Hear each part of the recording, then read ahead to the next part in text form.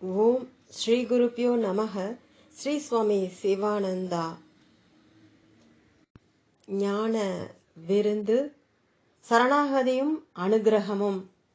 எவன் ஜீவஹிம்சை, விஷமனப்பான்மை, காமம், குரோதம், உலோப்பம், அறியாமை முதலிய தீய குணங்களிலிருந்து விடுபட்டுள்ளானோ அவனை உண்மையான வைஷ்ணவன் அல்லது விஷ்ணு பக்தன். எவன் யாண்டும் நன்னடத்தையில் நிலைத்துள்ளானோ, எவன் பிறர் பொருட்டை வாழ்கின்றானோ, எவன் ஈஸ்வரனுடைய திவ்ய நாமங்களையே அடைக்கலமாக கொண்டுள்ளானோ, எவன் மனம் சதா ஆண்டவனுடைய பாதார விந்தங்களையே நாடுகின்றதோ அவனைதான் உண்மையான பக்தன், ஆண்டவனுக்கும் பிரியமானவன். பக்தனுடைய திருஷ்டியில் எல்லா ஜீவன்களும் ஈஸ்வர சொரூபமே. அதனால்தான் அவன் ஒருபொழுதும் ஒருவர் மீதும் சினம் கொள்வதில்லை. உண்மை பக்தன் ஆண்டவரிடம் பேரம் பேசான், ஒரு பலனையும் எதிர்பார்த்து பக்தியும் செலுத்தான். பக்தன் உயிர் வாழ்வது ஆண்டவனை வழிபடுவதற்கே. அவனை பிரிந்து அவன் ஒரு கணமும் வாழான். ஆண்டவன் பக்தனை கடும் சோதனைகளுக்கு உட்படுத்தியே ஆட்கொள்வான். பிரகலாதன், சிபி சக்கரவர்த்தி, ஹரிச்சந்திரன் முதலியோர் இதற்கு சான்றாவார்கள். எனவே நீயும் இதற்கு தயாராக இரு. பக்தர்களுக்குள்ளே ஜாதி மத பேதமோ உயர்வு தாழ்வு மனப்பான்மையோ கிடையா. பக்தனுக்கு தன்னடக்கமும் பிறர் மனதை புண்படுத்தாமையும் இன்றியாதனவாம். எவ்வாறு கற்புடைய மனைவியின் மனம் வெகு தூரத்திற்கு அப்பால் வசிக்கும் தனது நாயகன்பால் இடையறாது செல்லுகின்றதோ அவ்வாறு பக்தனுடைய மனமும் தைல தாரை போன்று யாண்டும் இஷ்ட தெய்வத்தை நோக்கியே செல்ல வேண்டும். ஸ்ரீ கிருஷ்ண பரமாத்மாவிடம் கோபிகளுக்கு இருந்த களப்பற்ற அதி தீவிர நெருங்கிய அன்பே பக்தியின் உயர்ந்த படைத்தரமாம். அதுவே பராபக்தியும் ஆகும். அத்தகைய அன்பு உனக்கும் இருக்குமாக நீயும் ஆண்டவனை எளிதில் அடைந்து விடலாம். சாந்த பாவம், தாஷ்ய பாவம், வாத்சல்ய பாவம், சக்கிய பாவம், மாதுரிய பாவம் என 5 வித மனோபாவங்கள் பக்தியோகத்தில் உண்டு. கடவுளின் சொரூபத்தையும் லட்சணத்தையும் மகிமையையும் தெய்வீக வாழ்க்கையின் மேன்மையையும் ஆண்டவனை அடைவதனால் ஏற்படும் பலனையும் நன்றாக தெரிந்து கொள். அப்பொழுதுதான் உன்னில் சரணாகதி மனோபாவமும் பக்தியும் வழுக்கும். முழு நம்பிக்கையுடன் ஆண்டவனை சரணடை. அப்பொழுது உனது கவலைகள் எல்லாம் நீங்கும். உன் மனமும் நிரந்தர நிம்மதியை பெறும். உன்னுடைய உடல், பொருள், ஆவியை உண்மையாகவே ஆண்டவனுடைய பாதார விந்தங்களில் சமர்ப்பணம் செய். அப்பொழுது உனது யோக சேமங்களை அவரே கவனித்துக் கொள்வார். உனது அகந்தையை ஆண்டவரிடம் அர்ப்பணம் செய். உனது இச்சையை அவனுடைய இச்சையில் ஒடுக்கு. அப்பொழுது அவருடைய பூரண பாதுகாப்புக்கு நீ உரியவனாகி விடுவாய். சரணாகதி எவ்வளவுக்கு எவ்வளவு வலுக்கின்றதோ அவ்வளவுக்கு அவ்வளவு ஆண்டவன் அனுகிரகமும் அதிகரிக்கிறது. பக்திக்கு தடையாய் இருப்பது ஆசையும் அகங்காரமே. எனவே எப்பொழுதும் விழிப்புடன் இருந்து இவற்றை அறவே ஒழித்து விடு. நான் உன்னுடையவனே, எல்லாம் உன்னுடையதே, உன் இஷ்டப்படியே எல்லாம் நடக்கட்டும். நீ நியாயப்படியே நடத்துகிறாய், எனக்கு வேண்டிய எல்லாவற்றையும் தருகிறாய். நான் உன் கையில் இருக்கும் ஒரு துணை கருவியே என்று ஆண்டவனிடம் கூறு. இதுதான் மேலாம் சரணாகதி. மந்திரம் அல்லது பிரார்த்தனை. ஆண்டவன் கையில் எப்பொழுதும் ஒரு துணை கருவியாகவே வாழ். அப்பொழுதுதான் மனதிற்கு நிம்மதியும் சந்தோஷமும் ஏற்படும். ஹனுமன், அம்பரீஷர், பலி, விபீஷணன், சிபி முதலியோர் பிரபத்தி பண்ணி ஆண்டவனை அடைந்தவர் ஆவார். பரிசுத்தமடைந்த இதயத்தையே ஆண்டவனுக்கு அர்ப்பணம் செய். அப்பொழுதுதான் அவர் அருள் கிட்டும். எவ்வாறு கங்கா நதி ஆண்டும் ஓயாது கடலை நோக்கியே சென்ற வண்ணமாக இருக்கிறதோ அவ்வாறு சாதகனுடைய மனமும் இடையிடின்றி சதா ஆண்டவனை நோக்கியே சென்ற வண்ணமாக இருக்கிறது. ஆன்மீக வாழ்க்கையில் உனக்கு நாட்டம் ஏற்படுவதும் தடைகள் நீங்குவதும் மேலும் ஆத்ம சாட்சாத்காரம் கிட்டுவதும் அனைத்தும் ஆண்டவன் அனுகிரகத்தையே பொறுத்துள்ளன. எனவே அவன் அனுகிரகத்துக்கு உன்னை பாத்திரமாக செய்து கொள். ஆண்டவன் அருள் எப்பொழுது எப்படி அவருக்கு கிட்டும் என்பதை நிச்சயமாக கூற முடியாது. ஒருவேளை அவன் அருள் தாமதித்தும் வரலாம். எனினும் மனம் தளராது சாதனையை தொடர்ந்தே செய்யவும். ஆண்டவனை சரணடை, அவனுக்காகவே வாழ். உனது கர்மங்கள் அனைத்தும் அவனுக்கே அர்ப்பணம் செய். அப்பொழுது அவன் அருள் தானாகவே உன் மீது சுரக்கும். நாம மகிமை. கலியுகத்தில் மனம் அதிகம் சஞ்சலத்திற்குட்படுவதால் மக்கள் தியானமோ வேள்வியோ ஆராதனையோ செய்ய அசக்தர்களாக இருக்கிறார்கள். இதையுணர்ந்து ஜபம், கீர்த்தனங்களே முக்கிய ஆத்மீக சாதனையாக விதிக்கப்பட்டிருக்கிறது. ஆண்டவனுடைய நாமமே திவ்யாமிர்தம் அடைவதற்கான மேலாம் பொக்கிஷமும் ஆகும். ஆண்டவன் நாமாக்களை ஜபிக்காத ஒருவரும் முக்தி அடைந்ததில்லை. எனவே நீயும் முக்தியை விரும்புவாயாகில் ஜபம் செய்தே ஆக வேண்டும். உனது மேலாம் கடமை பரமன் புகழ் பாடுவதே, அவன் நாமத்தில் அடைக்கலம் கொள்வதே. இறைவனுடைய நாமம் இதயத்தை பரிசுத்தப்படுத்தும், மனதை தெளிவுறுத்தும். மனதில் படிந்துள்ள கெட்ட சம்ஸ்காரங்கள், வாசனைகள், ஆசைகள் ஆகிய அழுக்குகளை நீக்கும், பாபங்களை போக்கும். மூலாதாரத்தில் உள்ள குண்டலினி சக்தியை எழுப்பும், ஜீவனை இறைவனுடன் இணைக்கும், ஜனன மரணத்தையும் ஒழிக்கும். எனவே இறைவன் நாமத்தை உறுதியாக பற்றிக்கொள், அதையே அடைக்கலமாகவும் கொள். கடும் சோதனைகளிலிருந்து மீளுவதற்கு நாம ஸ்மரணமே உச்ச உபாயமாம். பிரகலாதன், துருவன் முதலியோர் நாம ஸ்மரணையின் மூலமே பகவானை அடைந்தவர் ஆவர். ஆண்டவனுக்கும் நாமத்திற்கும் வித்தியாசமே இல்லை, இரண்டும் ஒன்றே. பிரார்த்தனை உன்னில் மேலாம் ஆத்மீக உணர்ச்சியை எழுப்புகிறது, மனதிற்கு ஆறுதலையும் சக்தியையும் சாந்தியையும் தருகிறது. மனதை மேம்படுத்தி ஜீவனை ஆண்டவன் சன்னிதானத்திற்கு இட்டு செல்லுகிறது. ஆண்டவனிடம் அற்ப விஷயங்களை வேண்டாதே, அவன் அருளையே வேண்டு. அதிகாலையில் பிரார்த்தனை செய், எப்பொழுதும் பிரார்த்தனை செய், அதுவே உன் பழக்கத்திலும் அமையட்டும். பரிசுத்த இதயத்திலிருந்து எழும் உண்மையான பிரார்த்தனையை ஆண்டவன் அருளை ஆகர்ஷிக்க வல்லது. பிரார்த்தனையே உனது மேலாம் அடைக்கலம், எனவே அதை உறுதியாக பற்றிக்கொள். கஷ்டங்களிலிருந்து விடுதலை அடைய பிரார்த்தனை செய்யாதே, அக்கஷ்டங்களை சகிக்க போதிய சக்தியை அருளவே இறைவனை வேண்டு. உனது கடமை பிரார்த்தனை செய்வதே.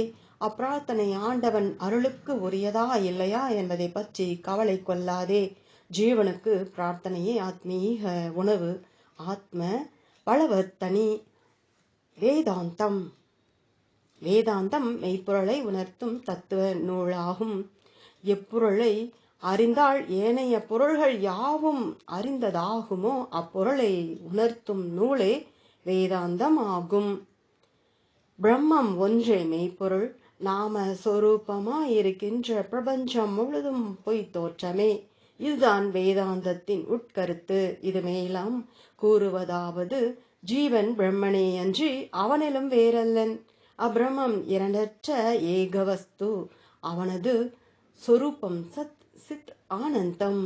ஆதலின் ஜீவனும் அழிவற்றவன், பரிபூரணன், ஆனந்தமயன், முக்தன்.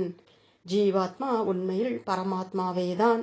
அவித்தையின் வலிமையினால் ஜீவாத்மா தன்னை கட்டுண்டவனாக கருதி கொள்கிறான். அவித்தை நீங்கினால் ஜீவாத்மா பரமாத்மா ஐக்கியமே. வேதாந்தத்தின் நோக்கம் ஜீவனுக்கு அவனுடைய நிஜ சொரூபத்தை உணர்த்தி அவனை வாழ்க்கை பிணைப்பிலிருந்து விடுவத்தலே ஆகும்.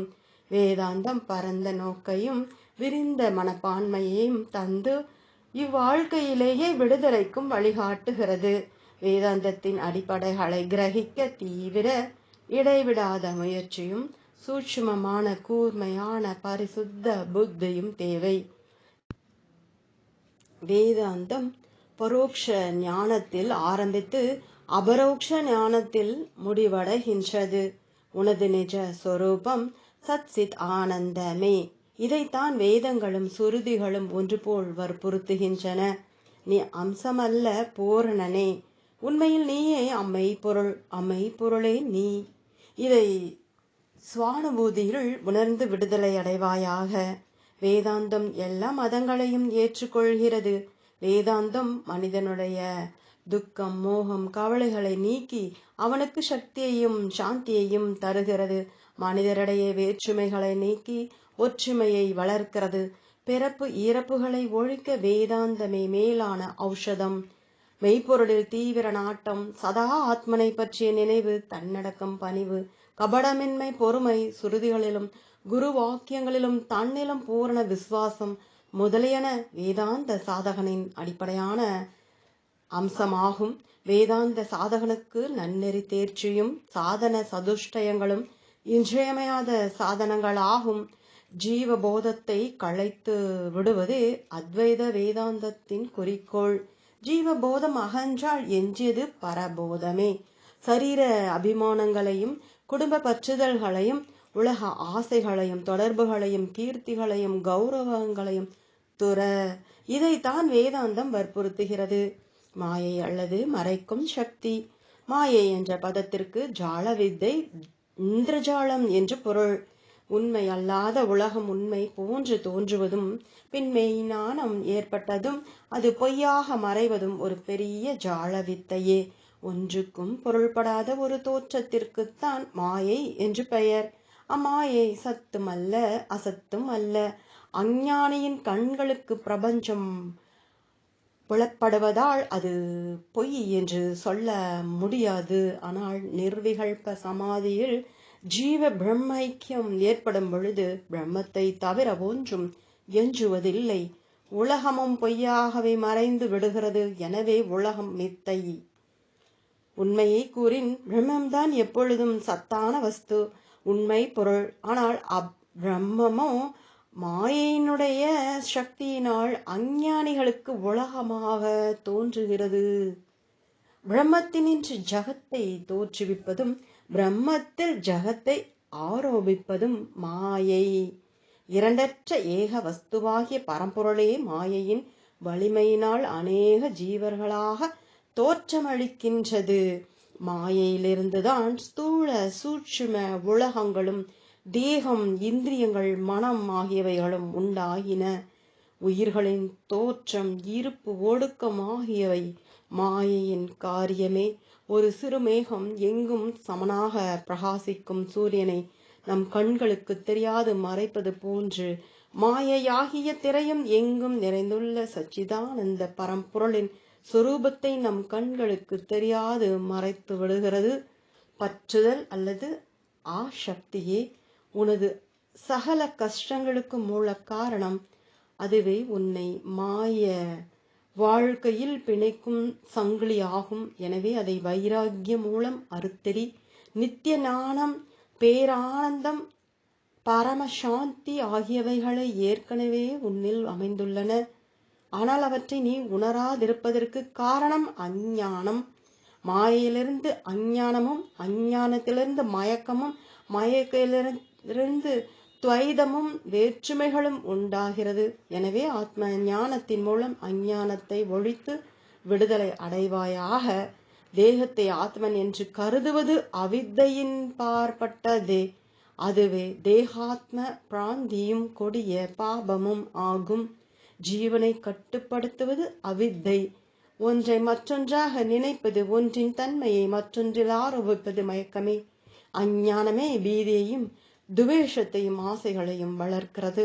உள்ளுணர்வின் வாயிலாக ஏற்படும் விசேஷ ஞானமே அஞ்ஞான இருளை நீக்கவல்லதே அன்றி வேதாந்த நூல்களால் ஏற்படும் சாமானிய ஞானம் ஒரு காலும் அவ்விரலை நீக்க வல்லதாகாது.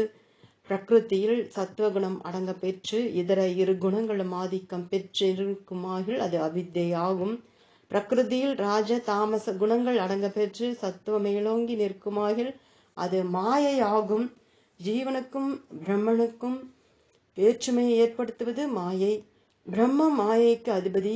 அப்பரம்பொருளுடைய சக்தியே மாயை. அந்த சக்தி அப்பரம்பொருளுக்கு அந்நியமானதும் அல்ல. உண்மையில் துவைதம் என்னும் வேறுபாடே கிடையாது. வேறுபாடுகள் அனைத்தும் தோற்றமே. எவ்வாறு பாம்புக்கு அதிஷ்டானம் கயிறோ அவ்வாறு மித்தையான உலகத்துக்கு அதிஷ்டானம் பிரம்மமே. பிரம்மமே ஜீவனுடைய அறிவுக்கு அதிஷ்டானம். பிரம்மமே சினிமா திரை. அத்திரையில் தோன்றும் படமே ஜகத். தினம் கணக்கற்ற மக்கள் மடிவதை பார்க்கிறோம். எனினும் நாம் மட்டும் சாகாதவர்கள் என்று நினைத்துக் கொள்கிறோம். இதுதான் மாயை. மாயையின் வலிமையினால் ஜீவன் வாழ்க்கையின் படிப்பினைகளை உணர அசக்தனாக பிறப்பு, இறப்பு, மூப்பு, பின்னி, துயரம் ஆகியவைகளில் கேடுகாணானாகி இந்திரிய போகங்களில் உழன்று இறுதியில் சொல்லனாத கஷ்டத்திற்கு ஆளாகிறான். மாயையே மனமூலமாக ஜீவனை மிகவும் கீழ்மையில் தள்ளுகிறது.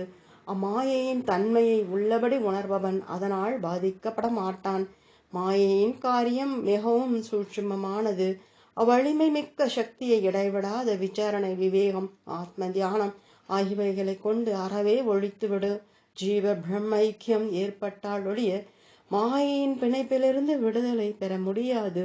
ஜாக்கிர, ஸ்வப்பன, சுஷுப்தி ஆகிய 3 அவஸ்தைகளும் வெறும் தோற்றங்களே. இவற்றிற்கு அப்பாலுள்ள 4வது அவஸ்தையாகிய துரியாவஸ்தையே மெய்யானது. அஞ்ஞான திரையை கிழித்தறி. அதுதான் விடுதலை, மோட்சம். ஓம் தத் சத். தொடரும். ஓம்.